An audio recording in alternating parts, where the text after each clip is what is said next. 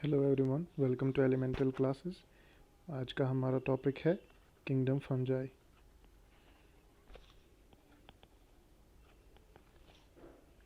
Now kingdom fungi की अगर बात करें तो फंजाई जो है एक बहुत बड़ा किंगडम है और एक बहुत ही कॉम्प्लेक्स किंगडम है हमारे सिलेबस के पॉइंट ऑफ व्यू से। तो इसलिए हम इस वीडियो को जो है दो पार्ट्स में बनाएंगे, पार्ट 1 एंड पार्ट 2। पार्ट 1 में हम डिस्कस करेंगे फंजाई का हैबिटेट, फंजाई का बॉडी ऑर्गेनाइजेशन, उसके अलावा इसका न्यूट्रिशन और इसका रिप्रोडक्शन। सेकंड पार्ट में हम इसका क्लासिफिकेशन कवर करेंगे। तब तक के लिए हम इन चार को ही डिस्कस कर लेते हैं। इंट्रोडक्शन अगर मैं आपको बताऊं, किंगडम फंजाई जो है ये एक हेटेरोट्रॉपिक सेप्रोफाइट्स की किंगडम है। इसमें जितने भी ऑर्गेनिजम्स हैं वो सारे सेप्रोफिटिक है, डेड और डिकेइंग मैटर पे डिपेंड करते हैं। सोर्स ऑफ फूड जो है इनका डेड एंड डिकेइंग मैटर होता है। अपने आसपास अगर हम इसका हैबिटेट देखें तो ये खाने पीने की कोई भी चीज़ जो सड़ रही है तो उस पे जो है ये ग्रो करते हैं। ब्रेड पे, अगर ब्रेड आपकी ख़राब हो गई है तो उस पे मोल्ड या फंजाई जो है वो ग्रो कर रही होगी। मार्केट में जो मशरूम्स मिलते हैं, मशरूम्स आर ऑल्सो फंजाई या फंगस, इनको हम फंगस भी कहते हैं। फंगल इन्फेक्शंस जो होती हैं, एक पैरासिटिक मोड ऑफ न्यूट्रिशन भी जो है फंजाई शो करती है, जिसमें जो है फंगल इन्फेक्शंस डेवलप हो जाती हैं लिविंग सेल्स के ऊपर, प्लांट्स में, एनिमल्स में, ह्यूमंस में, सब में। तो फंजाई जो है ये 5 किंगडम क्लासिफिकेशन से पहले जो है 2 किंगडम क्लासिफिकेशन में जो है इसको प्लांट्स में रखा जाता था।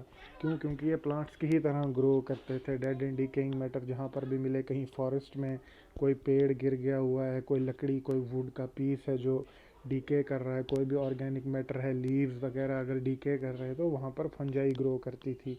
और प्लांट्स की ही तरह चूँकि ये ग्रो करती है तो इसको जो है किंगडम प्लांटे में रखा जाता था। लेकिन अब इसको एक सेपरेट किंगडम दिया गया है क्योंकि मोड ऑफ न्यूट्रिशन जो है वो इसका हेटेरोट्रॉपिक है, एनिमल लाइक जो है हेटेरोट्रॉपिक मोड ऑफ न्यूट्रिशन। तो habitat warm and moist, habitat से स्टार्ट करेंगे। हैबिटेट में है ये warm, humid and moist areas में प्रेजेंट है। इसीलिए हम खाने को जो है रेफ्रिजरेटर में रखते हैं, उसकी रेफ्रिजरेशन करते हैं क्योंकि वहाँ पर लो टेम्परेचर होता है और लो टेम्परेचर में फंजाई जो है वो सर्वाइव नहीं कर सकती है। अगर हम उसको बाहर रखेंगे तो food will go rancid. Rancid का मतलब ये है कि उसमें अब फंगस ग्रो कर रहा है, वो सड़ चुका है, वो अब कंज्यूम करने के काबिल नहीं रहा। तो फंजाई ऐसे जगहों पे आपको मिलेगी। उसके अलावा इसके कुछ पैरासिटिक हैबिटेट्स होते हैं जैसे कि लीव्स पे मिल जाएगी, या ह्यूमंस के केसेस में अगर आपने देखा होगा तो हाथों में इन्फेक्शन या पैरों में इन्फेक्शन हो जाती है। कई बार फिंगर्स या टोज़ के बीच में जो है फंगस ग्रो करने लगता है, वो fungal infection, that is parasitism. Leaves के केसेस में अगर हम देखें तो हमारे पास कुछ एग्जांपल है, जैसे मस्टर्ड के लीव्स पे जो है एक किस्म की एक फंगल इन्फेक्शन जो है स्टार्ट हो जाती है जिसका कॉजिटिव एजेंट जो है वो अल्ब्यूगो है। या फिर उसके बाद वीट में रस्ट आता है जो कि एक इन्फेक्शन है जिसको काज करता है पक्सीनिया। या कोविड के टाइम में आपने देखा होगा, एक वर्ड सुना होगा, म्यूकोर माइकोसिस। ये भी एक फंगल इन्फेक्शन है, ह्यूमंस में पाई जाती है, काफ़ी रेयर और एक डेडली इन्फेक्शन है म्यूकोर माइकोसिस। तो हैबिटेट जो है इसका, it is present almost everywhere. एक हिसाब से अगर देखें तो it is present almost anywhere. कहीं पर भी अगर इसको वार्म, मॉइस्ट, ह्यूमिड का क्लाइमेट मिल रहा है तो fungi will grow there. Habitat के बाद जो नेक्स्ट चीज़ है that is body organization. Body organization जो है हम सेल से ही स्टार्ट करते हैं, सेलुलर लेवल से ही स्टार्ट करते हैं हम। तो बॉडी ऑर्गेनाइजेशन जो सेल है उसमें सेल वॉल जो है वो प्रेजेंट है, सेल वॉल प्रेजेंट। और ये जो है काइटिन एंड पॉलीसेक्राइड्स, पॉलीसेक्राइड्स यानी कि कार्बोहाइड्रेट्स की बनी हुई है। Cell wall is present. उसके अलावा सेल जो है वो यूकैरियोटिक है। ये अंडरस्टूड है कि Monera is the only prokaryotic kingdom. बाकी जितने भी किंगडम्स में जो सेल हैं दे विल बी यूकैरियोटिक। तो यूकैरियोटिक होने की वजह से न्यूक्लियस जो है इसके बाहर से न्यूक्लियर मेम्ब्रेन है, और जितने भी सेल ऑर्गेनल्स हैं they are all membrane bound. तो सेल वॉल के बाद जो हमारे पास नेक्स्ट चीज़ आती है that is food storage. Food जो है in the form of glycogen present होगा, और उसके अलावा जो है कुछ पिगमेंट्स भी इसमें प्रेजेंट होते हैं जो इसको कलर्स देते हैं। क्लोरोफिल तो एब्सेंट है, फंजाई जो है वो नॉन फोटोसिंथेटिक है, तो क्लोरोफिल होने का कोई चांस नहीं है, बट उसके अलावा कुछ कैरोटेनॉइड पिगमेंट्स जो हैं वो प्रेजेंट है, जिसकी वजह से जो है कई बार जो कुछ फंगस की जो स्पीसीज़ हैं दे आर कलरफुल। उसके अलावा बॉडी ऑर्गेनाइजेशन अगर हम और एक, चूँकि फंजाई जो है ये एक मल्टी सेलुलर बॉडी है, it is non unicellular body. Unicellular की अगर हम बात करें तो सिर्फ एक ही एक्सेप्शन है, एक ही यूनिसेलुलर ऑर्गेनिज्म फंजाई किंगडम में है, दैट इज़ यीस्ट। यीस्ट जो है वो यूनिसेलुलर है। यीस्ट जो है ब्रेड बेकिंग इंडस्ट्री या फिर बियर मेकिंग इंडस्ट्री में पाया जाता है, जो कि शुगर से एथेनॉल वगैरह बनाता है। शुगर या ग्लूकोज को जो है एथेनॉल में कन्वर्ट करता है। तो इन इंडस्ट्रीज़ में यीस्ट का जो यूज़ है, तो यीस्ट जो है एक बेनिफिशियल आइटम है हमारे लिए। अदर बेनिफिशियल फंजाई की अगर बात करें तो पेनिसिलियम जो कि एंटीबायोटिक्स बनाने में हेल्प करती है, इट इज़ ऑल्सो फंजाई। तो कुछ फंजाई जो हैं they show antibiotic properties as well.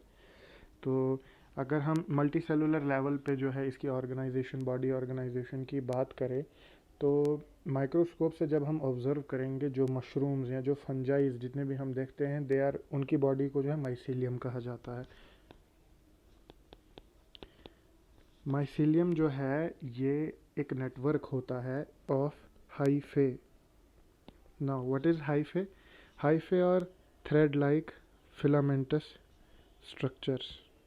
Okay, कुछ इस तरीके के स्ट्रक्चर्स होते हैं हाइफे, जिनके अंदर जो है न्यूक्लियस कुछ इस तरीके से प्रेजेंट होता है सेल्स का। Now this is multi cellular. Okay, और ये जो है हाइफे जो है मिल के एक नेटवर्क बनाते हैं जो कि माइसीलियम बनाता है। नाउ हाइफे में हमारे पास दो टाइप्स आती हैं, एक कुछ इस तरीके के हाइफे है, और दूसरी टाइप जो है हमारे पास उसमें जो है जो न्यूक्लियसेस प्रेजेंट हैं हाइफे के अंदर उनमें पार्टीशन होगी। जैसा यहाँ पर मैंने पार्टीशन नहीं बनाई है, हर न्यूक्लियस जो है वो अलग से बनाया हुआ है, लेकिन कुछ हाइफे में जो है एक पार्टीशन प्रेजेंट है, उस पार्टीशन को हम कहते हैं सेप्टा, और इस टाइप की हाइफे को हम कहते हैं सेप्टेट। जिनमें ये पार्टीशन एब्सेंट है उनको कहते हैं एसेप्टेट या फिर सिनोसिटिक टाइप ऑफ हाइफे। तो ये जो हैं दो टाइपें हैं हाइफे की। अब ये हाइफे जो है जब काफ़ी सारी क्वांटिटी में ऐसे नेटवर्क्स बनाएंगे तो उस स्ट्रक्चर को हम माइसीलियम कहते हैं। अब ये माइसीलियम जो है कुछ स्पेशलाइज स्ट्रक्चर्स प्रोड्यूस करने की कैपेबिलिटी रखते हैं। कई बार जो है टुवर्ड्स द आउटसाइड या टुवर्ड्स द एयर या बाहर की तरफ जो है इसमें से कुछ इस तरीके के स्ट्रक्चर्स बन जाते हैं, और नीचे वाली साइड पे जो है कुछ इस तरीके के स्ट्रक्चर्स या सबस्ट्रेट के साथ में जो है कुछ इस तरीके के स्ट्रक्चर्स बन जाते हैं। ये जो ऊपर बाहर की तरफ स्ट्रक्चर्स बने हैं इनको कहते हैं फ्रूटिंग बॉडीज़, जो कि रिप्रोडक्शन में हेल्प करते हैं। और ये जो सबस्ट्रेट की तरफ से स्ट्रक्चर्स बने हैं इनको कहते हैं हॉस्टोरिया।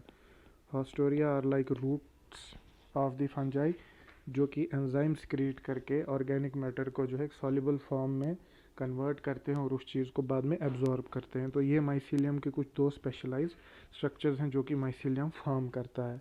तो बॉडी ऑर्गेनाइजेशन यही है। इसके बाद हम न्यूट्रिशन की बात करेंगे। न्यूट्रिशन जो है तीन मोड्स हैं इसमें, सेप्रोफिटिक, उसके बाद पैरासिटिक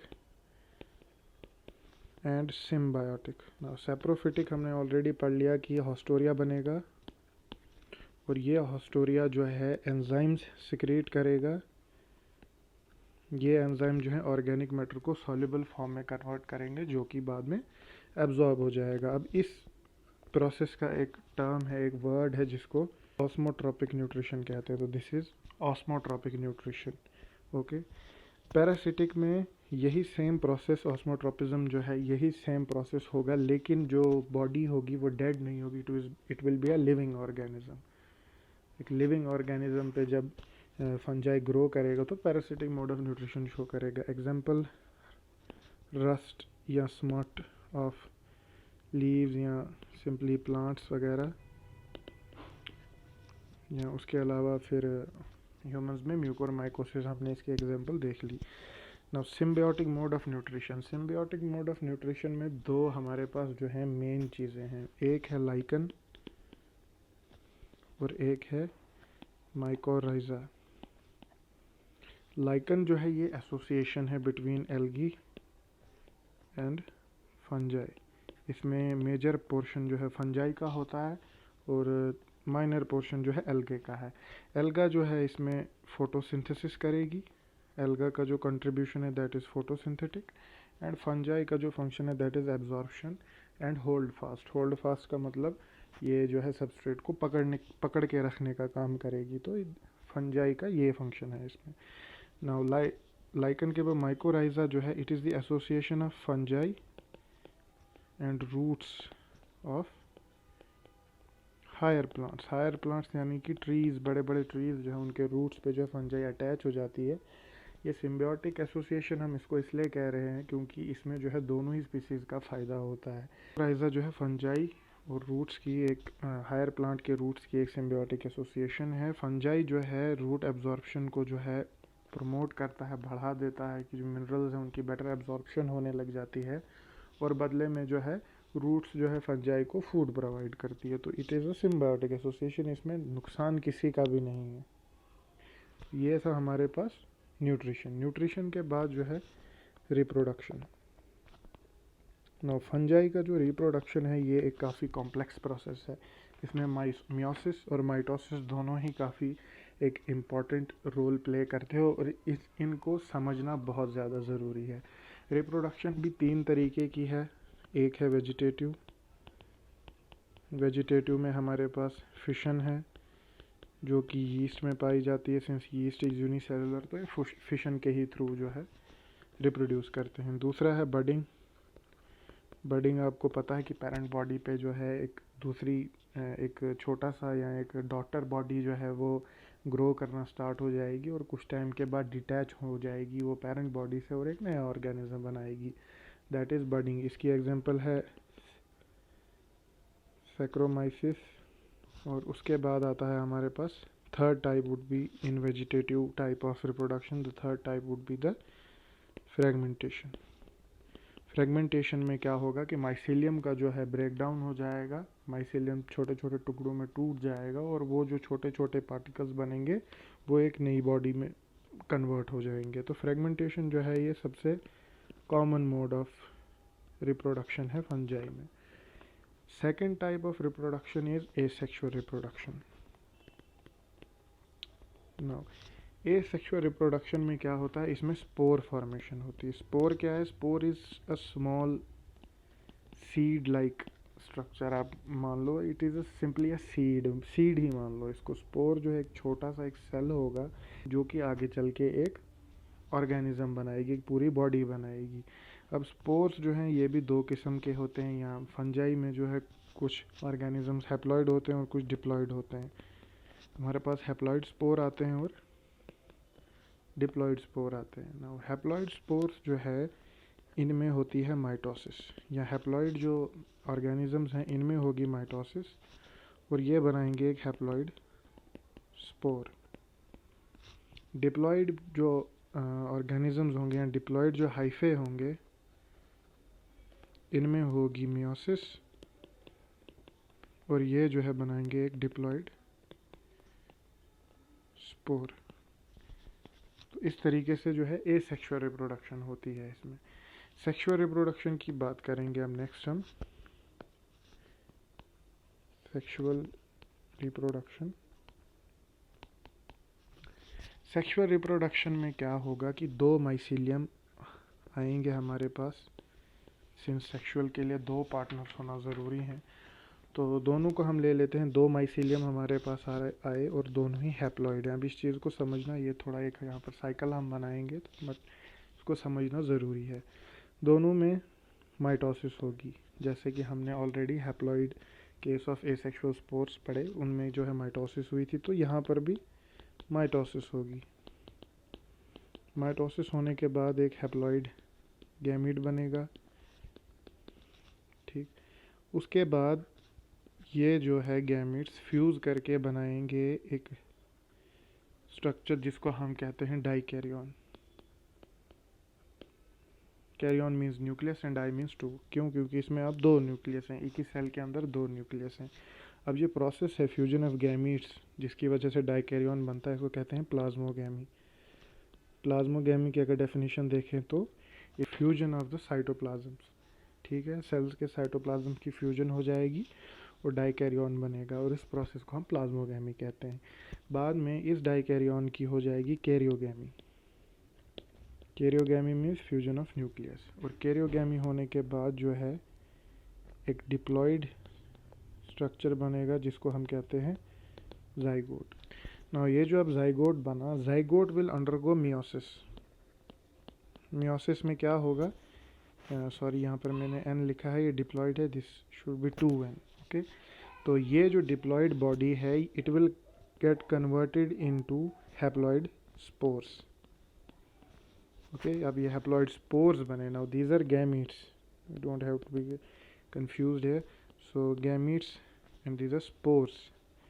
तो ये स्पोर्स जो है आगे चल के माइसीलियम बनाएंगे, जो कि आगे चल के फिर अगेन यही साइकिल रिपीट करेंगे। तो this is the sexual mode of reproduction. तो स्पोर्स जो है सेक्सुअल एसेक्सुअल चूँकि दोनों में ही इन्वॉल्व हैं, तो स्पोर्स जो है इम्पॉर्टेंट स्ट्रक्चर्स हैं। तो स्पोर्स की हम कुछ टाइप्स देख लेते हैं, स्पोर्स के बारे में हम पढ़ लेते हैं। तो स्पोर्स की हमारे पास 3 मेन टाइप्स हैं। पहली है मोटाइल, फिर non motile. Motile and non motile में क्या डिफरेंस है? मोटाइल स्पोर्स में फ्लैजिला प्रेजेंट है, ये लोकोमोशन की कैपेबिलिटी रखते हैं, नॉन मोटाइल में एब्सेंट है। दूसरी जो टाइप है हमारे पास that is endogenous and exogenous. Endogenous and exogenous. अब ये जो है ये फ्रूटिंग बॉडी पे डिपेंड करती है टाइप।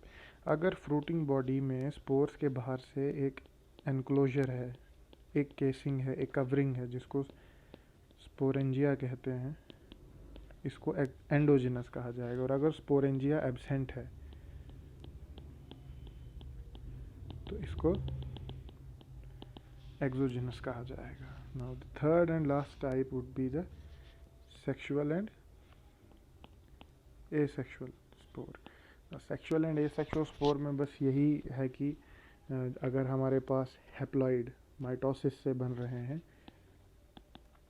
हैप्लॉइड स्पोर्स जो कि माइटोसिस से बन रहे हैं, इनको कहेंगे एसेक्सुअल स्पोर्स। और अगर हमारे पास डिप्लॉइड स्पोर हैं